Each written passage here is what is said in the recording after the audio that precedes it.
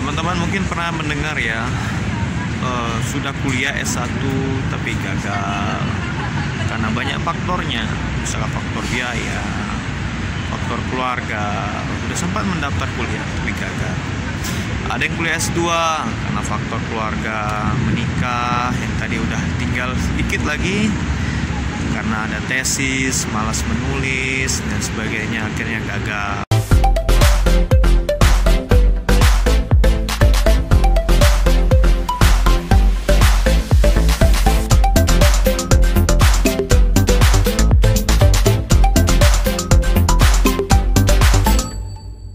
Assalamualaikum warahmatullahi wabarakatuh.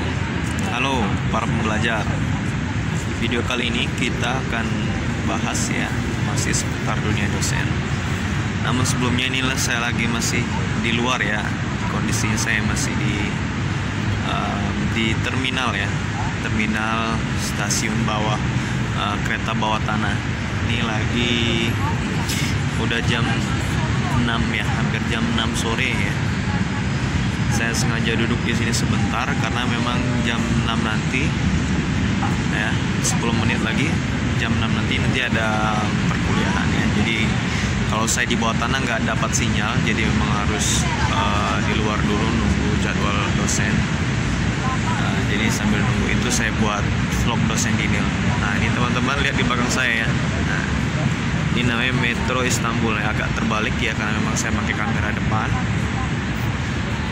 Oke, ini lihat di belakang saya itu ada orang yang turun ke bawah ya. Ya, sebelum kita lanjut ke materi, kita lihat dulu sekeliling ya. Nah, inilah kira-kira Istanbul ya. Istanbul bagian Asia.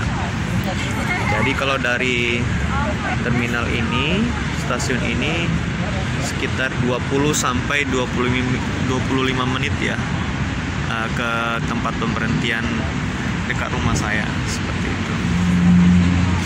Ini di pinggir jalan sana itu ada bus-bus semuanya ya, karena memang di sini sentral. Nah, sambil santai dulu, jadi kita buat vlog dosen ini. Baik ya, para pembelajar, di video ini kita akan bahas dosen punya niat untuk lanjut sekolah sampai tinggi. Nah, itu ya, di dosen kuliah sampai S3 lah ya. Jadi teman-teman yang masih di bangku perkuliahan di S1 dan di S2 ya, ataupun yang masih di sekolah, penting bagi teman-teman kalau nanti berniat bercita-cita jadi dosen, maka tanamkan pada diri kita untuk sekolah, untuk kuliah sampai setinggi-tingginya. Sebab kita ini akan mengajarkan keilmuan, berbagi informasi, pengalaman kepada peserta didik kita nanti, yaitu mahasiswa. Maka salah satu syaratnya adalah dengan mengikuti pendidikan sampai tinggi. Pertanyaan selanjutnya, apakah susah ya mencapai pendidikan tinggi untuk tingkat doktor? Jawabannya bisa iya, bisa tidak. Ya, tergantung pada kemauan, ya, kemampuan dan kesiapan kita, kesiapsiagaan kita untuk mau berjuang seperti itu. Namun di sini saya ingin sampaikan ya pada teman-teman semuanya, para pembelajar, bahwa tidak ada sesuatu yang mudah, dan tidak ada sesuatu yang instan. Artinya semuanya harus diperjuangkan, harus dipersiapkan dengan sebaik-baiknya. Seperti itu. Teman-teman mungkin pernah mendengar ya, sudah kuliah S1 tapi gagal karena banyak faktornya, misalnya faktor biaya, faktor keluarga. Sudah sempat mendaftar kuliah tapi gagal. Ada yang kuliah S2 karena faktor keluarga, menikah, yang tadi udah tinggal sedikit lagi karena ada tesis, malas menulis dan sebagainya, akhirnya gagal. Kenapa? Karena terus berlanjut pembiayaannya, terus berlanjut sehingga tidak mampu lagi untuk membayar kuliah, alhasil ya berhenti gitu. Dan juga S3 lebih lagi. Nah, karena memang dituntut untuk menelitinya lebih jauh, lebih dalam, lebih luas, sehingga banyak juga yang gagal.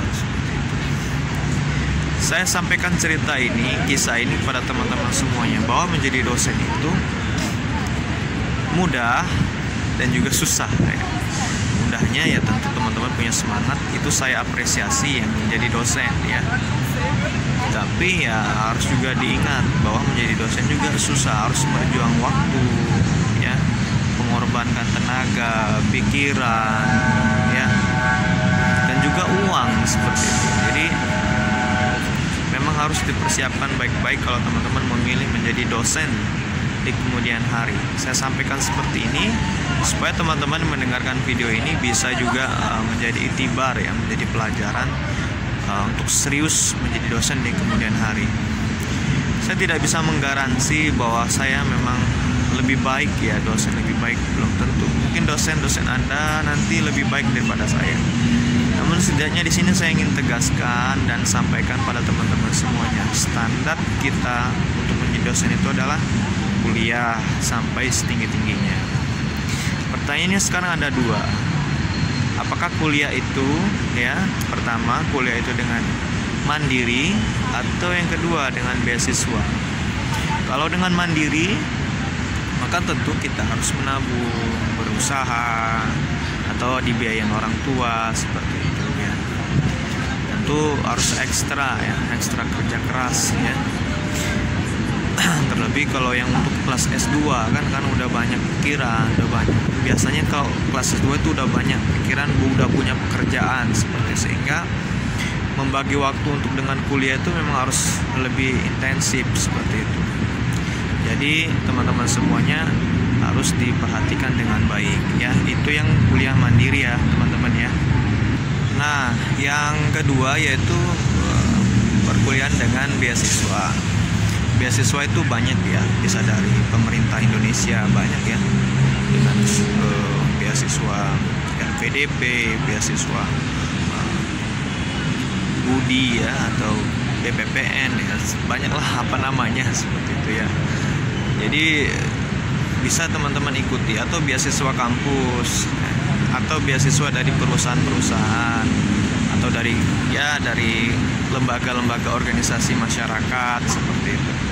Jadi banyak yang teman-teman bisa lakukan untuk bisa mendapatkan beasiswa, baik mohon maaf ya, baik beasiswa prestasi ataupun beasiswa